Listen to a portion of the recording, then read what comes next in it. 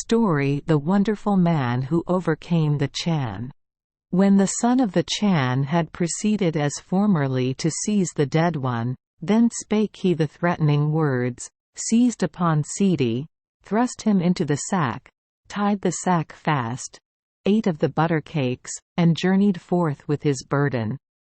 After Sidi had as before asked who should tell the tale, and the son of the Chan had replied by merely shaking his head, Sidi began the following relation.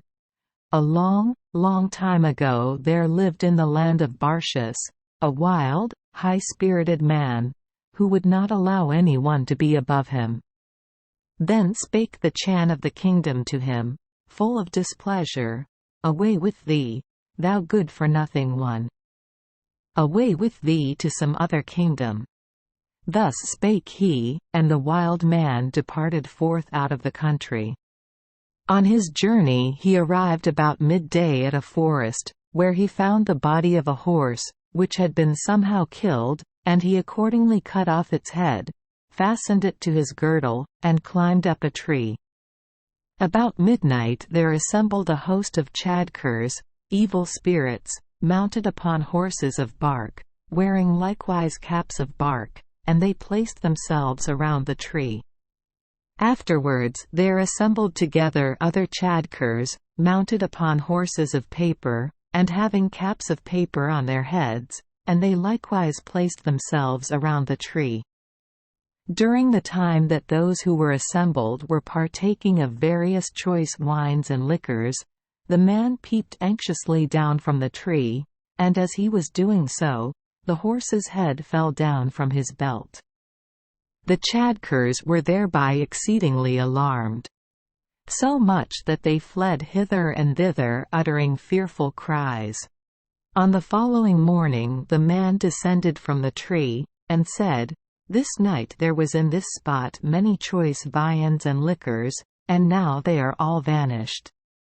And while he was thus speaking, he found a brandy flask, and as he was anxious for something to drink, he immediately applied the flask which he had found to his lips. When suddenly there sprang out of it meat and cakes and other delicacies fit for eating. "This flask," cried he, "is of a surety a wishing flask, which will procure him who has it everything he desires. I will take the flask with me." And when he had thus spoken, he continued his journey until he met with a man holding a sword in his hand. "Wherefore," cried he, "dost thou carry that sword in thine hand?"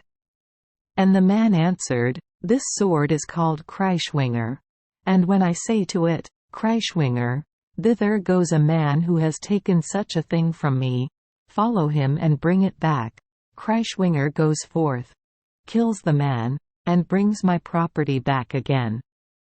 To this the first replied, "Out of this vessel springeth everything you desire.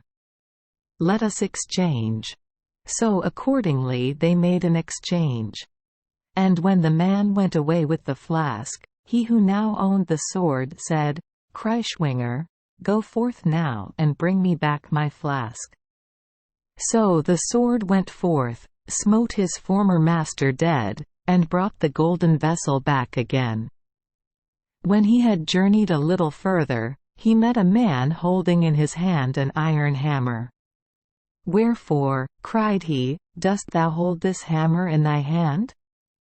To this question the other replied, "When I strike the earth 9 times with this hammer, there immediately arises a wall of iron, 9 pillars high."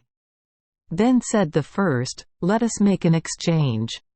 And when the exchange was made, he cried out, "Kreischwinger, go forth and bring me back my golden vessel." After Kreischwinger had slain the man, and brought back the golden vessel, the man journeyed on until he encountered another man, carrying in his bosom a sack, made of goatskin, and he asked him, "Wherefore keepest thou that sack?" To this question the other replied, "This sack is a very wonderful thing. When you shake it, it rains heavily. And if you shake it very hard, it rains very heavily. Hereupon the owner of the flask said, "Let us change," and they changed accordingly. And the sword went forth, slew the man, and returned back to its master with the golden vessel. When the man found himself in the possession of all these wonderful things, he said unto himself, "The Chan of my country is indeed a cruel man. Nevertheless I will turn back unto my native land." When he had thus considered, he turned back again, and concealed himself in the neighborhood of the royal palace. About midnight he struck the earth 9 times with his iron hammer, and there arose an iron wall 9 pillars high. On the following morning the Chan arose, and said, "During the night I have heard a mighty talk at the back of the palace." Thereupon the wife of the Chan looked out, and said, "At the back of the palace there stands an iron wall 9 pillars high." Thus spake she. And the Chan replied, full of anger, "The wild, high-spirited man has of a surety erected this iron wall. But we shall see whether he or I will be the conqueror." When he had spoken these words, the Chan commanded all the people to take fuel and bellows, and make the iron wall red hot on every side. Thereupon there was an immense fire kindled, and the wonderful man found himself, with his mother, within the wall of iron. He was himself upon the upper pillars, but his mother was on the 8th. And because the heat first reached the mother, she exclaimed unto her son, "The fires which the Chan has commanded the people to kindle will destroy the iron wall, and we shall both die." The son replied, "Have no fear, mother, for I can find means to prevent it." When he had spoken these words he shook the sack of goatskin, and there descended heavy rain and extinguished the fire.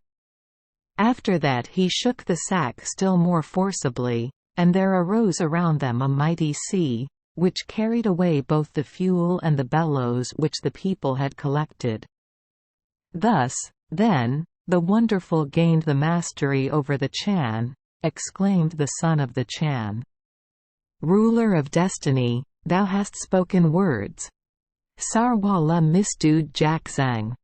Thus spake Sidi, and burst from the sack through the air.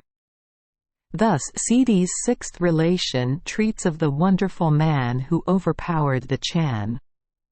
Next 7. Thank you for joining us for today's fairy tale.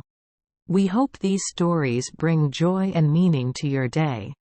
If you love our channel, please hit the subscribe button so you won't miss any exciting tales. Wishing you a good night and sweet dreams. See you in the next story.